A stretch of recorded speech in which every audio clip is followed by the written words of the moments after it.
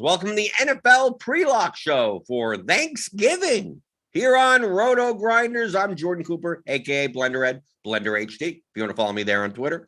And we will be going over the three-game Thanksgiving Day slate. People, the big contests here on Thanksgiving. We got three, maybe not the most exciting of games, but we got three of them, right? You can play showdowns for each of them. You got the Bears and the Lions.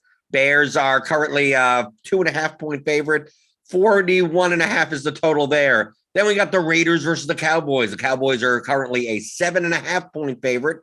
Total in that game is 50.5. Then we got Bills Saints. Bills are a road favorite, minus 6.5 on the money line on the spread, and the Saints. And the game is 45.5 total. You can see all that information, including props and everything, on scoresandodds.com. That's our sister site. And you can also sign up for picks and locks and everything there. And if you're going to bet on BetMGM. Use the promo code GRINDERSBET. That's all one word, GRINDERSBET. And if you deposit there, make a $10 bet. If your team scores a touchdown, you get $200 for free. Just out of nowhere. Give it $200 for free. Use the promo code GRINDERSBET. But we got DFS stuff to talk about. If you're playing on Yahoo, they're running a big. I'm not playing it because I'm not playing a million lineups or whatever. I'm playing just cash on DraftKings, and I'm going to spend time with the family. Okay, this is going to be the Thanksgiving. I'm not going to pay attention to football. I'll probably have to pay attention to see if Mark Ingram is in. That's probably the only thing I'll need to really check on. But Yahoo's running some. I mean, I don't think it's closed out or anything. It's not even a no management fee contest. It is a ultra overlay contest. And if you want to play on Yahoo, Lineup HQ today on Rotogrinders is free for Yahoo. So if you want to use our projections, if you want to use the lineup builder on Rotogrinders, go to rotogrinders.com. Go use Lineup HQ for Yahoo. It is free today for all users. And I see everyone in the YouTube chat as always. So give me those thummy thumbs on your way in the door. We'll be here till 12:30 Eastern, talking about today's three-game Thanksgiving slate. I see card fans: Steve Josephson, Eric Johnson, Anthony Stewart, Michael Dompier. Happy Turkey Day, Joe Mack. Right, going to have the turkey. I had a Friendsgiving yesterday. Went over to a friend's place and ate some stuff there, and then going over to the mother-in-laws, my wife's family, an hour up the road, right after the show, essentially. But I'm glad we got the news. We got most of the news, right? The main thing that we were worried about today is, well, a couple of things, actually. We got CeeDee Lamb, whether or not he was going to clear the concussion protocol. All week, we thought that we were planning on that Lamb was actually going to play. But turns out, according to multiple reports, Lamb will be out today. Then we have to wait on the news of Mark Ingram. Alvin Kamara is out. Okay, so we got that. Mark Ingram is questionable. And some reports say he has an uphill battle, but I don't know what that's supposed to mean. I mean, it's supposed to be, that's closer to doubtful, but we don't know. So that's in the late game. And then we have Allen Robinson, who's out. So that'll open up Darnell Mooney, Marquise Goodwin, Cole Kmet, some of the targets in the Bears game, which is obviously the least entertaining game on this entire slate. But it's actually not going to be the lowest owned game. The lowest owned game on the slate is going to be the last game, the Bills Saints game. So I believe that's all the news that I believe that we care about. We get cues here. Let's see. Okay, Jamar Jefferson is probable. He's in. Okay, doesn't matter. I don't think so. Okay, so what do we do if Ingram doesn't play? It makes Tony Jones Jr. At 4K, kind of like cash play type of for minimum price running back. They're underdogs. They're a touchdown underdog. But there aren't going to be. It's going to be him, and I think Ty Montgomery is going to be ready for that game. So maybe Ty Montgomery gets the third down kind of, because he's not really a running back. He's not. I don't think they can give Ty Montgomery many rushes, but Tony Jones should be out there for probably 70% of the snaps. And for 4K, that would be one hell of a value. Is it a must play? I don't know. It's a 3-game slate. There aren't that many options to choose from. But if Ingram is in, Ingram's viable. But it's quite possible you just avoid that situation in total. If Ingram is active, maybe they split the work, between Ingram, Jones, and Montgomery, and then no one's really worth their price tag. So that's the main thing. If you're hanging out with your family, right? You're eating your turkey and you're stuffing and whatever the hell you eat, you're gonna have to pay attention. If you have lineups that you could late swap, right? If you're playing a lot of stuff from the early game, you may not even have any spots left, right? Right. And you also have to realize if you play Tony Jones in your lineup and he is the only slot in your lineup for the late game, and Ingram plays, doesn't mean Tony Jones is like a horrible play. It's not a very good one, but you're not going to have anyone to swap it to, essentially, right? I mean, I guess can you swap it to? You could swap it to Gabriel Davis, I guess, but I mean, it's not like he projects that well, right? He projects 4.47. Jones, we have Ingram in our projections, and Jones projects for 6.4. So probably just keep Jones in there. There's only upside for Jones, and you have to expect that a lot of more casual players in your contest, if you're playing the lower stakes kind of GPPs, Jones may go under-owned because of that, assuming that Ingram is out. And Ingram may actually be going higher-owned if he's in, with people playing him, even though he's kind of banged up. So what do we do now with Lamb out? Okay. Let's first talk about the Bears. With Allen Robinson out, Darnell Mooney is going to be one of the chalkier players on the slate. He got 16 targets last week. I mean, the Bears Lions game is not the most appealing game, but from a price perspective, David Montgomery is there. You got DeAndre Swift. You got to have to fill out your running back slots with someone. Darnell Mooney, Cole Kmet at tight end is okay, right? You can play Marquise Goodwin, I guess, in GPPs, maybe not as much of a cash play. I mean, Amon-Ra St. Brown he's there, right? 4,200. The defenses are going to be popular. Like the defenses in the Chicago-Detroit game are going to be the two highest owned defenses. So I don't think you're avoiding that game, but it's not, from a ceiling perspective, it's not the greatest of games. So with Allen Robinson out, like that's why Mooney and Goodwin and Kmet and even Montgomery, because they'll catch some balls out of the backfield, get a bit of a boost. For the Cowboys, with Lamb out, obviously, I mean they priced up Gallup since last week, but still at 5,900. He's according to our salary adjusted plus minus on our Gridiron IQ projections, the number 2 play on the slate. So playing Gallup, playing Cedric Wilson. Remember, CeeDee Lamb plays primarily in the slot. So with him out, Cedric Wilson, we saw the last game.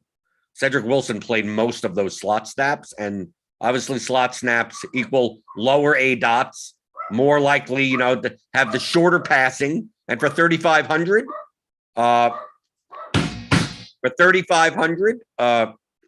going 5 for 60 for 11 points works. 8 for 40. It could be one of those Cole Beasley lines, right? 9 catches for 35 yards, but that'll pay off the 3,500 player. And if he sees the end zone, great. Even more from there. So he gets the most upgrade. Schultz does to some extent, but Schultz is 5,300. So yes, Schultz does get an upgrade, but it's not like he's cheap. Like I'd still much rather play Darren Waller for 1,100 more than play Schultz. But you could obviously play 2 tight ends in your lineup also. Probably the lowest. I mean, it's not like he's going to be. It's not like he's going to be low owned. Maybe the lowest owned Cowboy out of their main Cowboys is Zeke Elliott, because Prescott I think is going to be the highest owned quarterback. Him and Allen. They're going to get Gallup and Wilson, and then some Schultz. I think maybe Schultz and Elliott are about the same owned. So maybe in lineups that if you don't play any Cowboys in your lineup, the passing game, you just play Zeke in that lineup, right? We'll talk about stacks in a second. And then on the Raiders side, I mean, they're appealing also. Waller, Renfro, Jacobs. They're kind of the key players. Can you take a shot on Bryan Edwards? Sure, I guess. Right.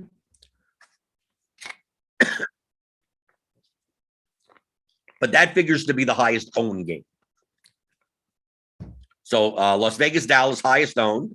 Then Chicago, Detroit, and the game that's the least owned is Buffalo, New Orleans, and that's primarily from a price perspective. And also, also the amount of players that production could be spread out to. Because we take a look at this Buffalo, New Orleans game. If I just click here, like we take a look at Buffalo. It's like, can he play Cole Beasley? Beasley, Diggs, Knox, Sanders, the running backs, Gabe Davis. I mean, like Allen may be great as a quarterback, but maybe it gets spread around so much. Diggs is probably going to be high owned. He's the most expensive wide receiver. If people are going to play going to pay up. They may pay up for Diggs over Zeke Elliott. But you could stack Allen with like any of these guys. It's just that the ball may be spread out a lot. So even though like Buffalo could score 35 points, and the stack may not be the winning stack. Because Diggs has 18 and Beasley has 11 and Sanders has 14 and Dawson Knox has 10. And it's like, did they all get there? Not really. Now, obviously, rushing touchdowns. Zach Moss has a touchdown. Singletary, Breida, who knows? Then we look on the Saints side, and it's a bunch of garbage. I mean, it's the Saints receiving core. Deontay Harris, Traquan Smith, Marcus Callaway, you got Ty Montgomery there. You got Jawan Johnson because Troutman is injured. So Jawan Johnson, Nick Vannett, like none of them really project well. And especially if they're going to start split. If Ingram is active and Ingram and Tony Jones start splitting more work, then it makes the Saints even the least appealing. Just from a price perspective, they're all darts, but they're going to be low owned in the process. So you want to play Traquan Smith at 5% owned? Go for it if you want. The thing is that you may be dead by the time that game comes around, right? Dallas Raiders, they go off for 68 points or something. You're sitting there going, I don't got any of it. That's kind of the lay of the land in general. And as always, you could always post your questions in the YouTube chat. Give me those thumbs ups, as always. I'll answer anything. We got a half an hour left. Steve Josephson, Detroit Vomit Stack Blenders, today the day. Well, I don't know. Why play it? I don't know if I never know if today's the day on anything. My overall advice as far as strategy, if you're playing large field GPPs, is that it will be better to overstack than to try to play fringe players. Most of the field is going to go, I'm going to play 6 good players and then 2 fringe players, and hopefully they score a touch. Their expectation is very low, but maybe they can score 8 to 10 points. And then they'll mix and match all of that. They'll play, so people will play Noah Brown. They'll play Khalif Raymond. They'll play Zay Jones in a lineup that is, they have the quarterback and wide receiver stacked, but it's still, they're trying to mix up all 3 games. The higher expected value lineups in those large field contests will be overstacked lineups. So lineups like this doesn't have to be stacked to this extent. Quarterback with 3, like you're taking 7 players from the same game. Quarterback with 3 teammates and then 3 people running it back. Or it could be 2 people running it back. It could be 1. It could be whatever. But just highly over-correlated lineups. Because the opportunity cost on this slate is low. Because there's only 3 games to choose from. On a 12-game slate, you wouldn't make these types of lineups because, unless this game goes for 100 points, there's probably going to be one-offs in 11 other games that outperform some, 5K receiver that gets 12 points in one of these games. But you have 11 other games to choose from. Here, you have 2 other games to choose from. So your hope is that 1 game goes off and the 2 either dud or just are mediocre. That although you're playing players that are owned, Like you're not playing like 0.2% owned players, 2% owned players, 3% owned players. Just that the combination of all of them together in one lineup is going to be more unique than other lineups in the contest because people aren't going to do that as much as they should. So like in the stacking combination, like I'm gonna build. I'm gonna show you. I'm gonna do max exposure on the quarterbacks at 20%. Right. Also leaving money on the table. I'm gonna uncheck that.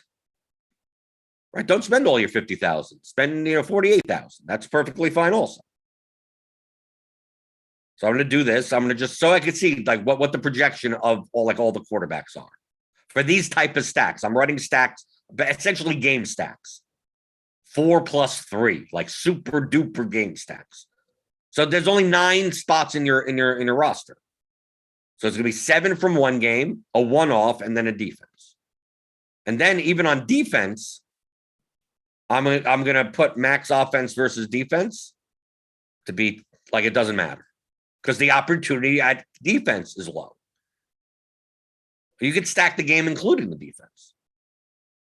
It's quite possible no defense on the slate puts up more than 7 points. So what does it matter what defense you have? Or let's say you stack the Cowboys-Raiders game. The game is 35-28. But one of those, one of the Cowboys touchdowns is a defensive touchdown, special teams touchdown. And the defense, special teams, and all the other games are just like, man, they all have like 5 points, 4 to 7 points. And then the Cowboys defense is, or the Raiders defense. Dak throws a pick off, pick 6. But Dak still ends up being the highest scoring quarterback. The Cowboys Raiders game still goes 35-28. And the Raiders are sitting there with 14 points on defense. Because it's not about the points allowed. It's about compiling interceptions, sacks, special teams, and defense touchdowns, which tends to speed up games also. So, like, I would not limit like max offense versus defense. That's something you do on a 12-game slate. But why would you do it on a 12-game slate? Because the opportunity cost is much higher. Why bother playing a defense against your stack when you have 24 other defenses to choose from? Here you got 5 other defenses to choose from. So the opportunity cost is low. So let's run 100 lineups using our Gridiron IQ projections. Let me refresh just to make sure there haven't been any last-minute updates. No, we got updated ownership, though. Okay. Let me check on that. Okay, so Zeke goes up a little bit. Stephon Diggs, we have at 63%. Well, he's one guy that's not in my lineup. So is that a good thing or a bad thing? I have no idea. Right? We could run. See what our projected here that's with Ingram in. So I'm going to run 100 lineups using our Gridiron IQ projections. 20% per quarterback, just so you can see what these types of lineups look like. Let's see. Go through the YouTube chat while this is running.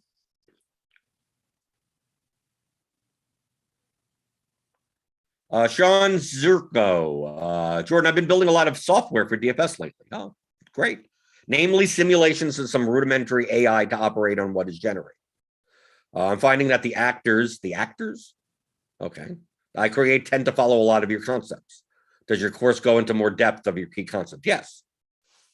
Everything that I talk about on these shows, on the pregame show and any show that I'm on, all the core concepts are in the Theory of DFS course. 15-hour audio DFS masterclass you can pick up at theoryofdfs.com.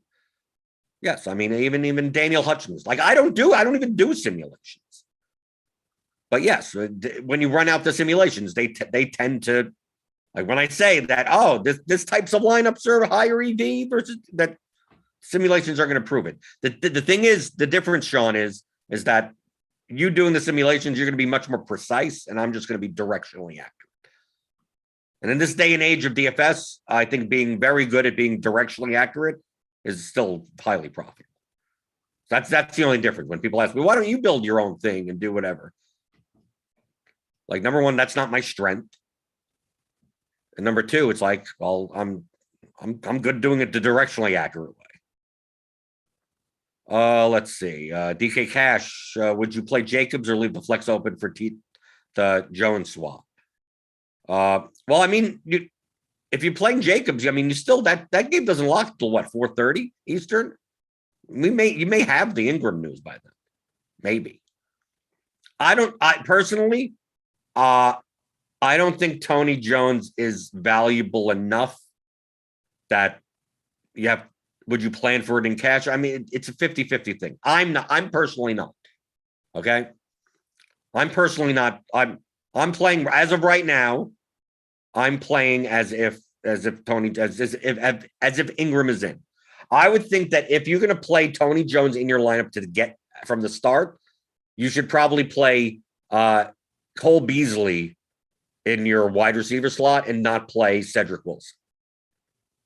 So you have a 2v2 swap. So you're able to do something than just a 1v1. But personally, like the Cowboys have the highest team total. That game has the highest total.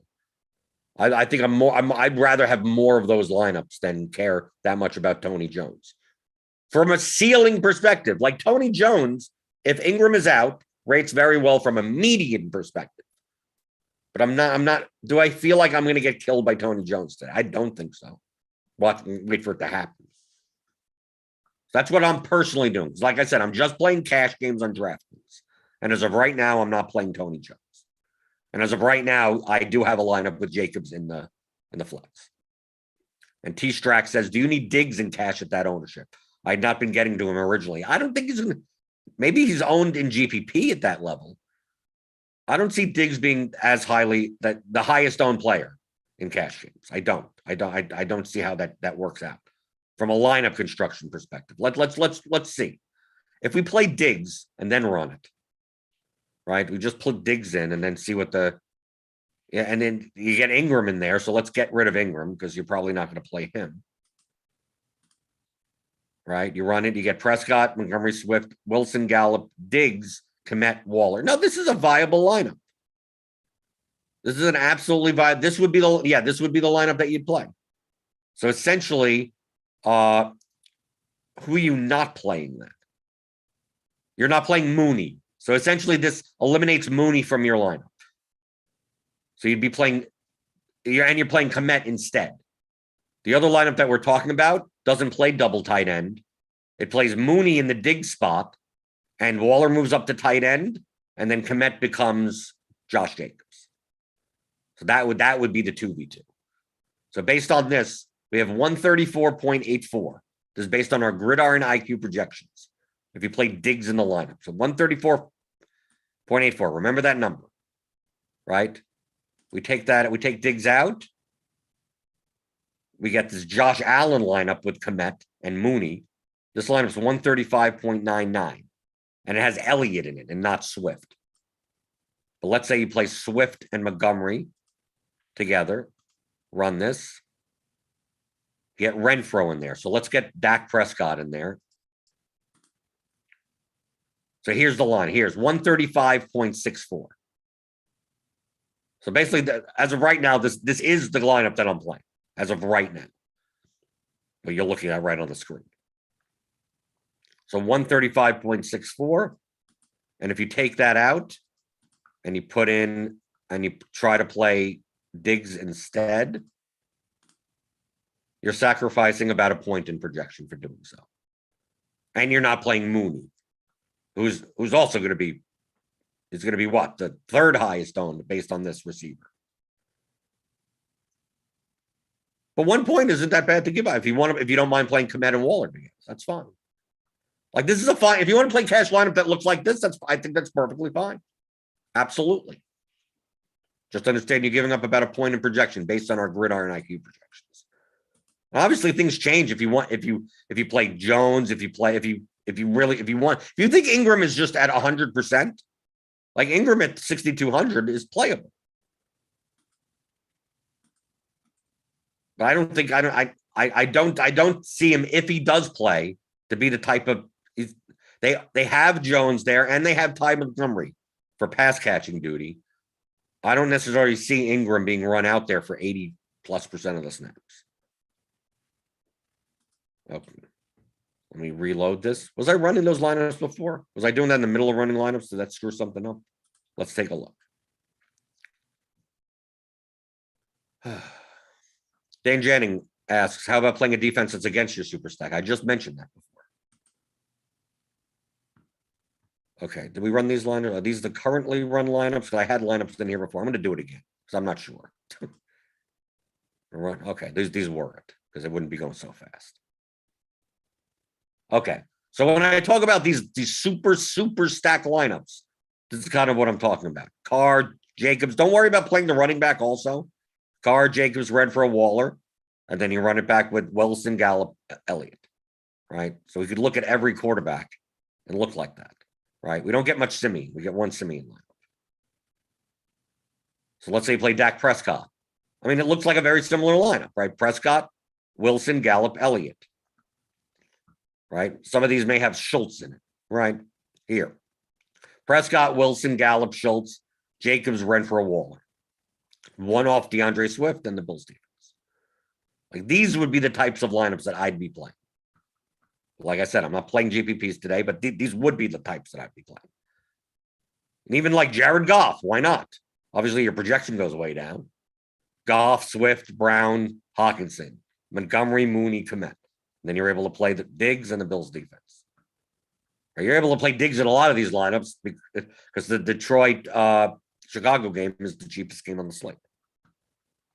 Then we have like Josh Allen, right? Allen, Beasley, Knox, Diggs, Smith, Harris, Ingram. These super game stacks. But you could also play lineups that don't have anyone from the other side of the game. Let's say the Bills go out and just destroy the Saints. Let's say the Cowboys go out and just destroy the Raiders. Cowboys win 49. They score 7 touchdowns, 49-3. Well, then all these super stack lineups will be dead because the Raiders didn't really do much. So who says you can't just build lineups like that? You know, quarterback and 4 pass catch and 4 teammates and no one from the other side. You could do that. Less used construction, but plus EV. Or you could do this and play one run back if you want. But think in these terms. Think of what are people most likely going to do? They're going to try to find those $3,200 players. Josh Reynolds. They're going to try to build the lineups with multiple pieces of multiple games. But you're much better off when the opportunity cost is low on a 3-game slate versus a 12-game slate. To just go, one game goes off and the other 2 don't. As long as I get the game that goes off, I'm probably good. Because the difference between playing 4 teammates from the same team, yes, they're negatively correlated because they all can't get 40 points at the same time. But in this type of lineup, if you play Allen, Moss, Beasley, Diggs, Knox, and you're like, well, what if Beasley only gets 12 points? So that may be fine. Maybe there aren't any other receiver. Another receiver, another game has 11. So like, what's the opportunity cost is low. If Beasley only gets 12 points and it's a 12-game slate, then it's like, yeah, there's probably a $4,500 receiver out of these 11 other games that outscored him. But there's only 2 games to choose from. It's like if Beasley gets 12 points and Deontay Harris gets 8 and Traquan Smith gets 6, I mean, like, what's the opportunity cost there? Not much.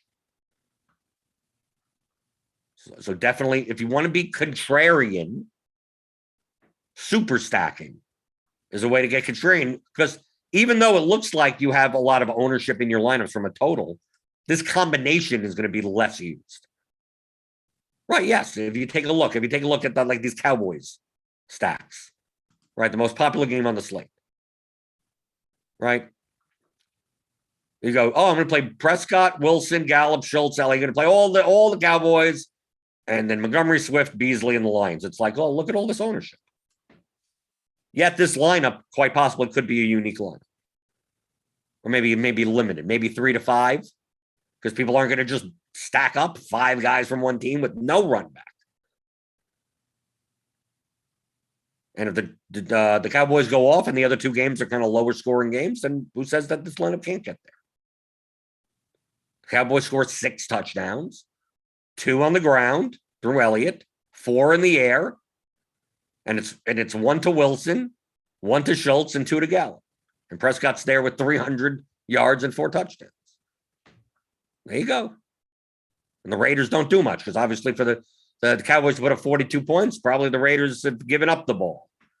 So there you go. Don't even have a run back. But if it's a competitive game, then you want both sides. So like I've said before, to get contrarian on the slate, over-correlating is probably better than trying to find some fringe wide receiver 4 that miraculously goes, 5 for 100 with a touchdown. Or comes in because someone got injured on the first play of the game. I'm going to play the 4. Who's the backup for even the Bears? I'm going to play as if Darnell Mooney gets hurt. I'm going to play as if this guy gets hurt. Like, I guess you can, but it's going to be a low probability. Let's see. Through the YouTube chat.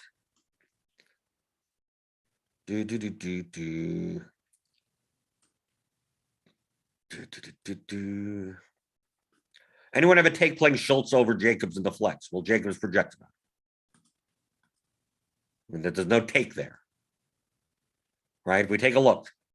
Here's our gridiron IQ projections. Josh Jacobs, 14.37. Dalton Schultz, 12.18.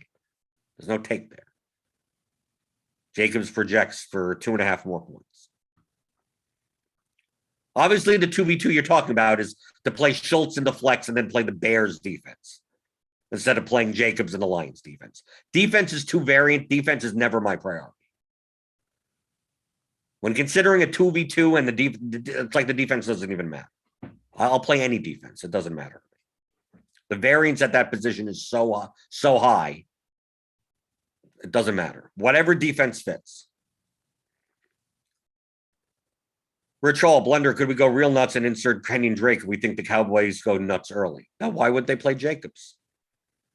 I don't think of game scripts that I literally think of zero about game script whatsoever. If anything, you want both sides to be competitive. So it's like, oh, well, the pass catcher, like playing guys like Jeremy McNichols and J.D. McKissick, those types of guys, I just don't play. Well, what happens if they're down by 4 touchdowns? And if they're down by 4 touchdowns, then probably most of their players aren't doing well to begin with. So why would I want any of them? What's Drake project for? 7 points? I mean, yeah, I guess. But that playing someone like Kenyon Drake is the same type of thing as playing fringe players. Can you play them? Yes, of course. I think the better strategy is to over-correlate. This is from a plus expected value standpoint. Because then what ends up happening is some fringe player puts up 16 points and is in the winning lineup, and you go back to me and you go, oh, you said that wouldn't happen. I never said that wouldn't happen. Remember what the purpose of what the game of DFS is. The game of DFS is not about predicting outcomes. It is zero. It has nothing to do whatsoever with predicting outcomes of games or players. I have no care in the world what happens to me. All I care about is playing lineups that have a higher probability of winning money compared to the rest of the market. That's it. And as long as you keep on playing those types of lineups over and over and over and over and over again for hundreds of slates, you're going to make money. That's what DFS is. Someone's betting, giving you 3-1 on a coin flip, right? You don't care about heads, tails. What do I care? Bet whichever side you want. You're getting 3-1. You're getting 3-1 odds on an even money shot. So I'm not concerned whether or not should I call heads or tails. No, I just want to make positive expected value bets. So if you did run the simulations, if you did see based on the ownership and what the lineups look like in your contest, more people are going to try to weave players from 3 different games into their lineups, which on a 12-game slate would make sense because you could find high-scoring players in multiple games. Here, you may not. So people are going to still act like it's a 12-game slate and go, oh, I can't play 3 guys from the same team. I'm going to play the guy that scores the touchdown in this game. I'm going to play the guy that does. But so many people are going to do that, and there's only so many options. It's not like we have 100, 150 options. viable, reasonable options. So people are more likely to do that and not likely to say, I'm just going to take 6. I'm going to take 8 guys from the same game. Because they're going to look and go, play 2 running backs from the same team. Someone asked me yesterday on the yesterday show, can I play Zeke and Pollard together? I said, sure, why not?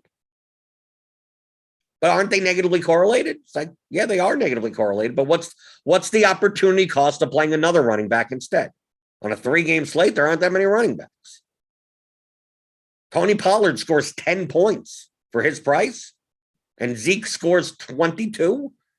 That may be fine. That may be fine. Are they both going to score 30 points? Probably not. But you don't need that. It's a 3-game slate. On a 12-game slate, I would say don't be stupid and play Zeke and Pollard together. Because the opportunity cost is high. You got 11 other games to get a running back from. Why are you playing 2 from the same game? Let's see. Through the YouTube chat. Is Zeke the best GPP running ACL? I don't understand what that means. At his projected ownership. Seems low without Lamb. Well, I said that earlier in the show. I think Zeke goes under-owned on this slate. I think Zeke makes for a good... If you're going to play a game stack of like the Chicago-Detroit game, and you're one-off and have a one-off, then you play Zeke. Right? So you avoid the entire Cowboys passing game, which is going to be chalky.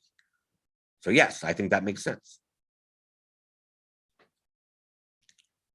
Ace Boogie, I'm just struggling over picking 4+2 or 4+1, or does it really matter much? Lineups matter, not constructions. Look at 4-2 lineups and look at 4-1 lineups and pick the ones you want. It doesn't matter. You're not choosing between them. You're choosing between lineups. Okay? I showed you 4-3 lineups. I showed you 4-0 lineups. You could build 3-3 lineups. You could build 2-4 lineups. All I'm saying is that the lineups that are over-correlated are going to be less owned, even though they have a lot of total ownership in them. We're getting news here. I see a tweet here. This new 12:20. Jay Glazer just said on the Fox pregame show that Saints running back Mark Ingram will not play tonight. He's questionable, and there's been nothing official yet. Inactives are announced 90 minutes prior to game time. Saints already out with Alvin Kamara is out. So there's nothing official, and it's Jay Glazer. Do you trust him? Do you trust him?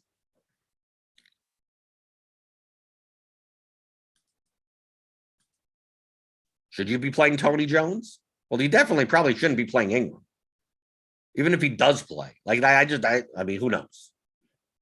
Do you believe Jay Glazer? That's what it comes down to. Do you have to make that decision now? So let's see. Do we have to make that decision now? So let's say we put Tony Jones in.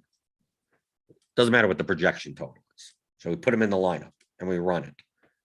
Right? We get Mooney. We get Gallup. We don't get... Basically, you're sacrificing Wilson, Cedric Wilson, by not playing him. Let's say you play Dak in the... where are we going? Oh, I got it. There we go. Okay, so we put Dak in instead of Josh Allen. What does that lineup look like? Oh, you just upgraded your defense. That's it. So it really comes down, do you play Tony Jones or Cedric Wilson? Really? Is that all it comes down to, essentially? So maybe that is that a decision you have to make now? I don't think you do. Right? It depends on what if you're playing let's say you're playing Swift. Who's in this early game? No, I think you can make that decision later. So if you're playing Swift and Montgomery from this game and Mooney, you could wait on your Tony Jones decision. Because really it comes down to Tony Jones will fill the spot of where Cedric Wilson would be. I guess no. You'd have to forego Cole Kmet. If you're fine foregoing Cole Kmet at 3,700 and playing the Lions defense and not the Bears defense, I think you have wiggle room for Tony Jones. At least wiggle room until 4:30 Eastern. I'm not saying wiggle room till like, inactives at 6:50 Eastern. But if you want to punt that decision for now, don't play Komet and don't play the Bears defense. And you plug in, and you're pretty much just playing Swift, Montgomery, and Mooney from the early game. And then figure out what the hell they're going to do. Because a lot of times, like, yeah, the reports are this, and then they play, right? We've seen that way too often. Well, this guy said on the pregame show that blah, blah, blah, blah, blah, blah. Really? So if we do plug Jones in, right? I mean, you could play Allen. I mean, you could play a lineup just like this. You could say, I'm just gonna plug this in, right? Because the worst case scenario, you just go from Jones to Wilson. And then you have 500. You got Beasley in there. Yeah, you could just do it like this, right? Even if you play Dak in the lineup. Right? Now you're just going up to the Bills defense. So the defense doesn't matter that much. Right? So it doesn't even matter. You still Beasley, Mooney. Really, it's Cedric Wilson. That becomes the, and obviously you're not playing like Josh Jacobs or something like that anymore. That's doable. But understand, like Tony Jones, if Ingram is out, becomes the best median play on the slate. Median play. But maybe not the best ceiling on the slate. Right. Let's switch over to the blitz projections. What is Cardi? How is Cardi handling the situation? We'll see. Let's see. What 11:54. Okay, so he didn't update it based on that news. What does he have? Oh, he has Tony Jones in. So the blitz projections have Tony Jones in. So if we do run that lineup for DraftKings, right, we get exactly what I showed before. I mean, he also has Prescott for a higher projection than Josh Allen. So it's a very similar lineup. It's the same thing. We get the Bills defense and Tony Jones. Oh, this is with Cedric Wilson in it also. Interesting. Right? Because he has Dak Prescott with a higher projection than Josh Allen. That's why it's leaving a bunch of money on the table. But even if you see the blitz projections for Tony Jones, great median play, right? But the Saints have like the lowest team total on the slate, right? So yeah, maybe Tony Jones, 18 rushes, 70 yards, no touchdowns, 7 points. But the thing is that is he going to be owned? Is he not going to be owned? How many people are going to be aware of that situation? So that's really the key. Like if we had this news 2 days ago, Tony Jones would be like 70% owned. And then it'd be like, well, what's his ceiling? Maybe you don't have to play him. GPP. But this late, maybe he ends up coming in under-owned. And maybe not many running backs. You played Tony Jones instead of Montgomery or instead of Swift. Maybe none of the running backs do very well. And Tony Jones' 7 points is perfectly fine because you got it for $4K, while other running backs are twice as expensive. Possible. Got 2 minutes left. 2 minutes left. Last minute questions.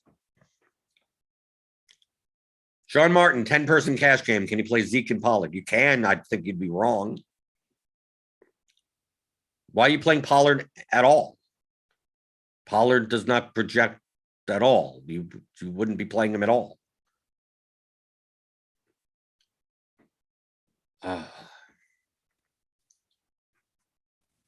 Mike Drummer, is Hawkinson a decent play today, or should we just ignore? You can't ignore anyone, nor do you care about whether or not he's a decent play. What does he project for? According to the Blitz projections, TJ Hawkinson projects median 12.8 points. His floor, which is his like around 25th percentile, is 7.2. And his ceiling, which is his 75th percentile, the way the Blitz does it, at 19. That's it. That's all the information. There's the information. Is he going to do well today? That's not what these numbers say. Do I know if he's going to do today? I don't care. I have these numbers. So if a tight end at 5,200 that has a median projection of 12.8 fits into your lineup at projected ownership of 13.4, then play him. If it doesn't make sense for the lineup and contest you're in, then don't play him. In that lineup, you can play him in 5 other lineups.